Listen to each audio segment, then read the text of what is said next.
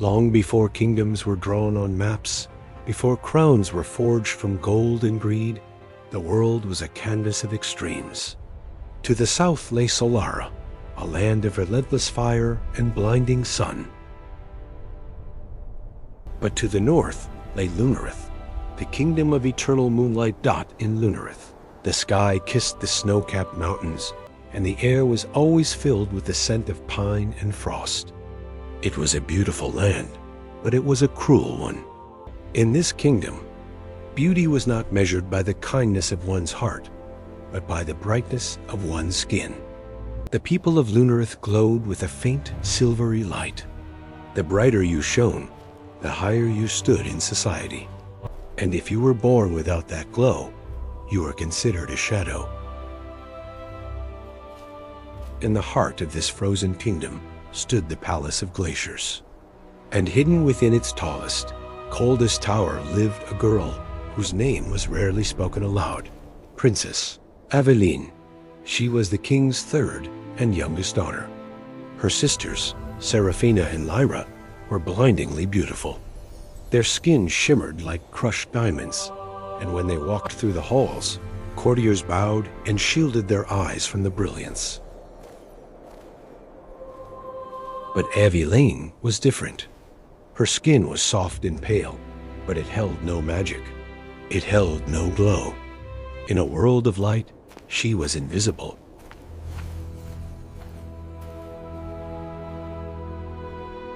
Her father, King Valerius, looked at her not with anger, but with something far colder indifference. To him, she was a flaw in a perfect lineage. While her sisters attended grand balls and wore silk woven from moonbeams, Aveline inherited silence. Servants whispered that she was cursed. Nobles pretended she did not exist.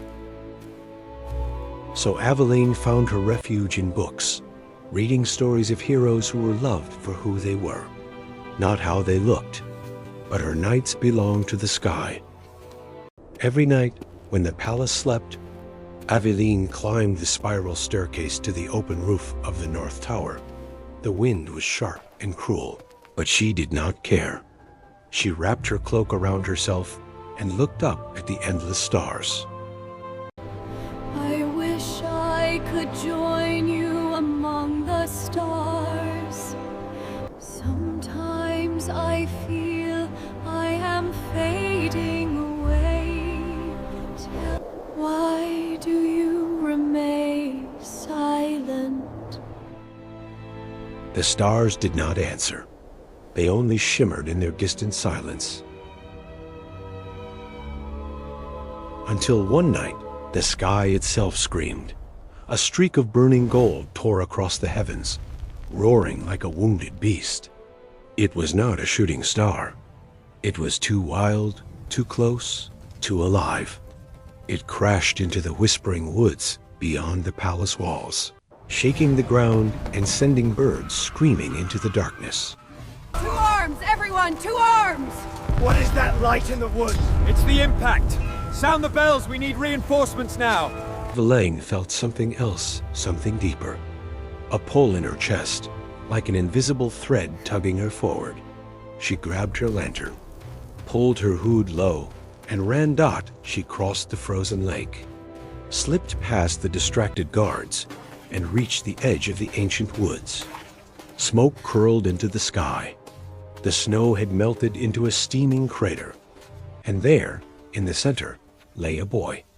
His armor was scorched, red and gold burned into blackened metal. His skin glowed with heat so strong that the snow hissed and vanished when it touched him.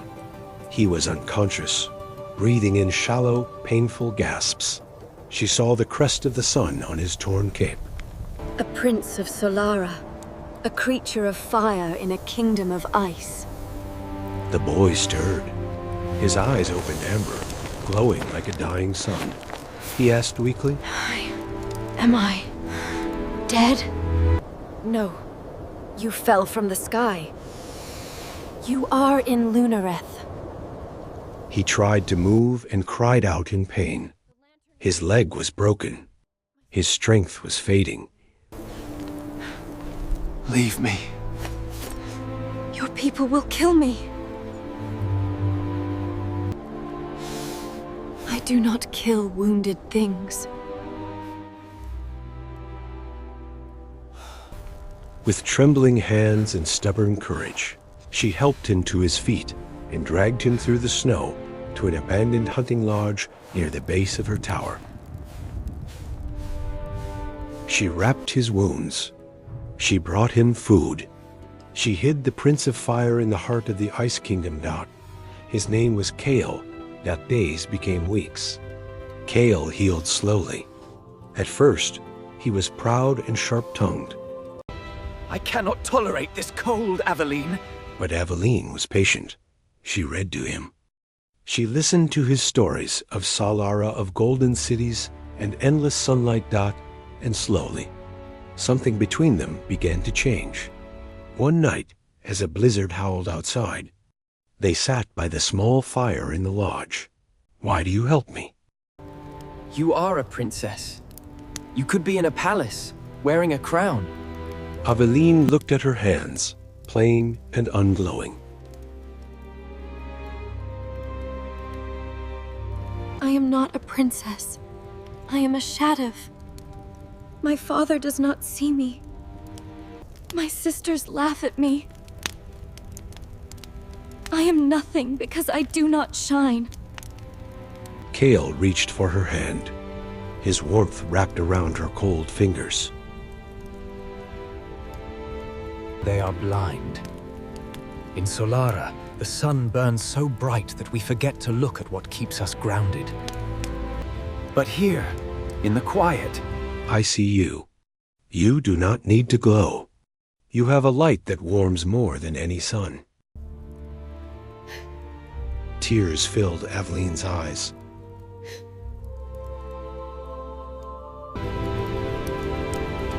I fell from the stars. So I think I know what beauty looks like. You have a light that warms more than any sun.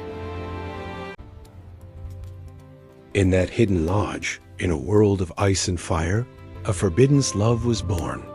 But secrets never stay buried. I tell you, the princes have vanished. All of them. Where could they have gone? We must inform the council. Do you feel that? The warmth. It shouldn't be warm here. Not in the Whispering Woods. Spies whispered of missing princes. Guards spoke of strange warmth in the Whispering Woods. One morning, the lodge doors were smashed open. Soldiers in silver armor flooded the room. Kael reached for his sword, but Aveline stepped in front of him. "Don't hurt him," she cried.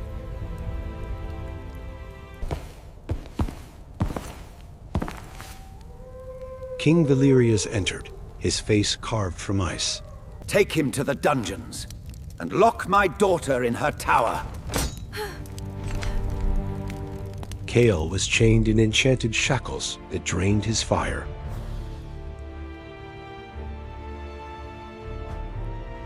Aveline was sealed away in silence. The next day, the king announced his decree to end the war between sun and moon. Prince Kael of Solara would marry Princess Seraphina of lunar Power would unite with power, light with fire. When Aveline heard, she felt colder than winter itself. She begged her father. She fell to her knees. "Please," Father, she said. please. You cannot do this. Have mercy, I beg you. Please. He does not love her. love is a fairy tale for peasants. This is about kingdoms. That night, Aveline bribed a guard with her mother's silver locket and was allowed into the dungeons. Kael rushed to the bars. I will burn this kingdom before I marry anyone but you. If you fight, you will die.